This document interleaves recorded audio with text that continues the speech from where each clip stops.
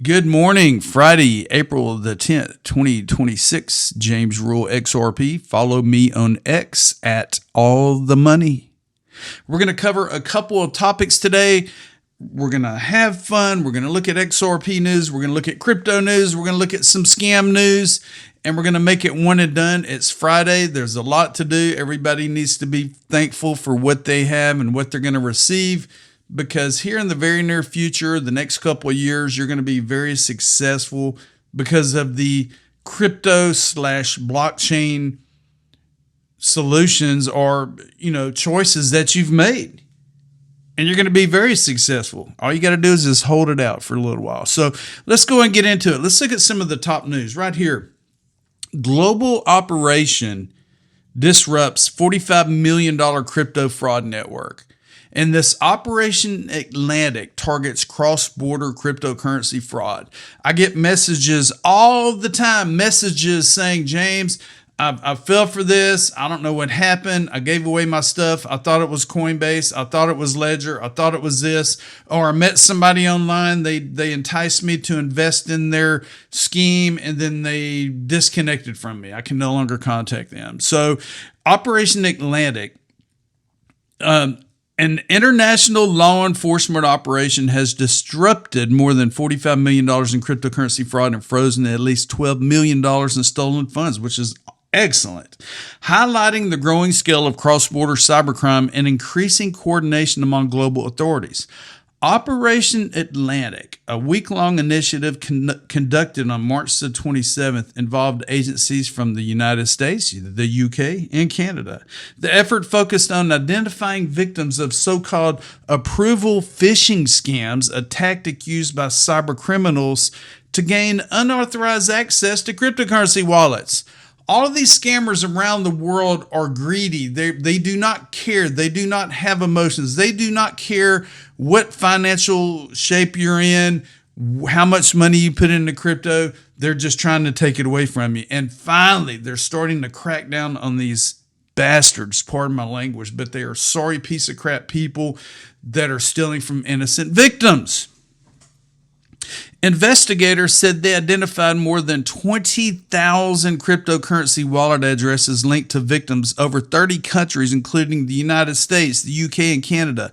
Of the total amount uncovered, approximately $12 million in funds that had already been transferred out of the victims' accounts were successfully frozen, with authorities aiming to return the assets. An additional $33 million in suspected fraudulent funds remained under investigation. The operation also led to the disruption of more than 120 web domains used to facilitate these schemes. Authorities said these sites were designed to mimic legitimate platforms and trick users into granting access to their digital wallets. Approval phishing scams typically involve fraudulent pop-ups or alerts that appear to come from trusted cryptocurrency services. Victims are prompted to approve access, unknowingly giving attackers full control over their wallets, people. Once access is granted, funds can be transferred instantly, often making recovery difficult due to irreversible nature of blockchain transactions. So whenever you send XRP or Bitcoin or whatever to another wallet, you're totally responsible. Make sure that the wallet address is legit. Make sure you do not send your crypto to a scammer. Officials said the operation prioritized both disrupting active fraud schemes and reaching out to potential victims before further loss occurred. Authorities emphasized that early intervention played a key role in preventing additional financial damage. Operation Atlantic was co-led by the U.S. Secret Service, the UK's National Crime Agency, the Ontario Provincial Police, and the Ontario Securities Commission, with support from other enforcement bodies and private sector partners. The results underscore the increasing reliance on international cooperation to address cryptocurrency-related fraud as cybercriminal networks continue to operate across jurisdictions and exploit the global nature of digital assets. And so many people out there are sharing their private keys. They're sharing their Coinbase login information. They're sharing their wallet information. They're sending crypto to unknown wallets because they think that these scammers are trying to help them. They are not trying to help you. They're trying to help you send your cryptocurrency to their wallets so they'll become wealthy. This is the Secret Service webpage, Operation Atlantic. It goes over phishing. It goes over how it works. It goes how to protect yourself. And there's also links where you can report scams and hopefully recover your crypto. This is one of the pages here. I'm going to leave a link to this. Operation Atlantic. Crypto Fraud Report, the U.S. Secret Service. When you submit this form, it will not automatically collect your details like name and email address unless you provide it yourself. So you click Start Now. If you were scammed, I would enter your name, your email address, your phone number, the description, all of this information talking about how you were hacked, all the wallet information. Get it in there as soon as possible, because as soon as they can track down these wallets and possibly freeze these wallets, you're most likely to get some of that crypto back. And I know many of you out there that get scammed are just too embarrassed to publicize it on social media. I understand. If I lost $10,000 or $100,000 or more to a crypto scam, I would be embarrassed as hell to report it on social media, on X, on Facebook, in an email or whatever. That's why so many people contact me personally, instant message on X, because I could possibly send them in the right direction, and I'm not going to post their name on social media unless they want me to.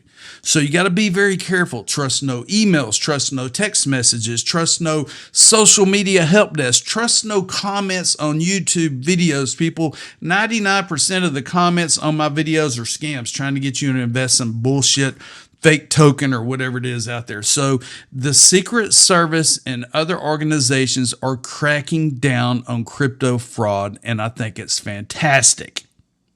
And if you want to crack down on not getting scammed, open a premium custody account with iTrustCapital. It is free to sign up. It is 100% safe. Sign up. There's a link below. Do it. Don't let these scammers get you. Total crypto numbers, we are up to 2.55 trillion. We're up 2.1% in the 24. Bitcoin is up to almost 73,000. Ethereum is up to 2247. XRP has regained the number 4 position at $1.35. We're just getting started, people. We are just getting started. Ellie Tarrant gets this out there. And this is pretty surprising. This may happen sooner than later.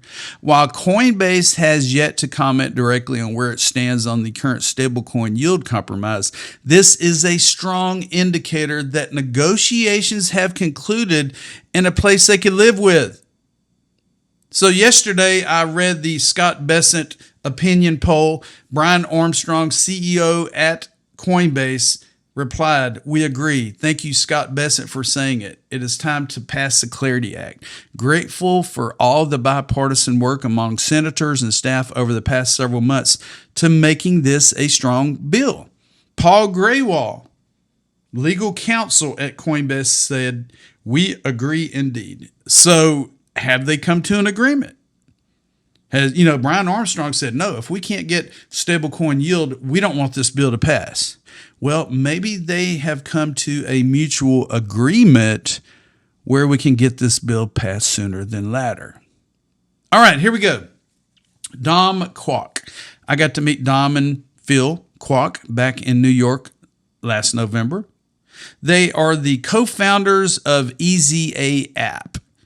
And Dom Kwok was interviewed, and he stated that Ripple replaces Swift era was a great entry point, but this time it's for the XRP thesis upgrade, said the EZA founder. This is the Crypto Basic, April 10th, 2026, written by this gentleman here. And I'm going to briefly go through this. The long-standing narrative that Ripple could replace Swift may have helped early adoption, but according to Dom Kwok, the market is now moving beyond that idea. Speaking on the Roll Up podcast, the EZA co-founder argued that focusing solely on Swift as a benchmark is no longer enough to understand where XRP and the ecosystem are heading. The key points in this interview are Dom Kwok says XRP's growth is moving beyond the SWIFT replacement narrative to new use cases. He argues that the XRP ledger's strength lies in enabling broad financial apps, not improving cross-border payments, or not just improving cross-border payments. Institutional adoption and RLUSD growth are driving real-world use and boosting economic or ecosystem activity. Kwok believes XRP's future is bringing global finance on-chain, not competing with SWIFT alone. And I'm going to go ahead and read this. Moving beyond the SWIFT narrative. Kwok explained that while SWIFT once served as a useful reference point, it is no longer the limiting factor for growth. Instead, the focus has shifted towards more ambitious use cases. According to him, the XRP ledger is gaining traction not because it replaces a single system, but because it enables a wide range of financial applications that go far beyond traditional payment rails. A key part of this thesis upgrade is the growing emphasis on institutional use cases. Kwok pointed out that the XRP ledger stands out in its ability to attract real financial applications and enterprise-level adoption. Hidden Road and G Treasury are examples of traditional finance firms that have been brought into the ecosystem through acquisitions by Ripple. The strategy is to acquire and integrate companies with existing customer bases, then gradually move their operations onto blockchain infrastructure. Even shifting a small portion of these transactions on-chain could unlock massive activity levels. Massive activity levels, people. RLUSD, which is Ripple's native stablecoin, and developer growth fuel momentum. Beyond institutional deals, Kwok pointed out to the rise of RLUSD as another major driver of ecosystem growth.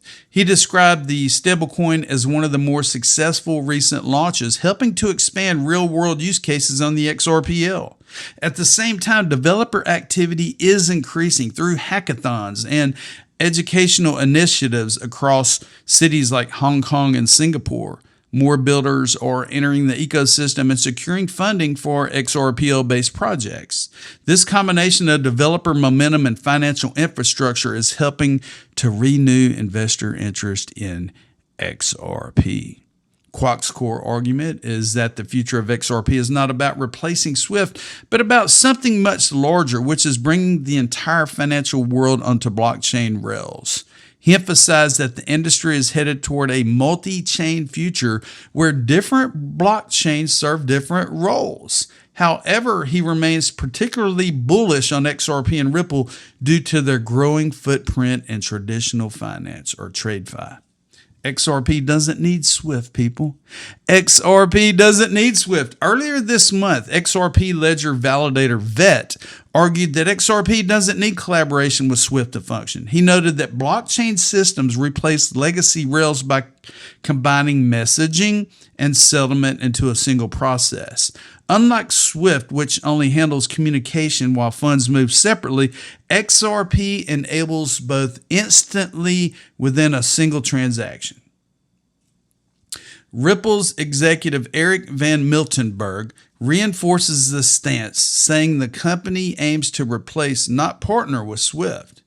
In sum, the original SWIFT replacement narrative may have opened the door, but the next phase is about scaling real-world financial systems on-chain, people.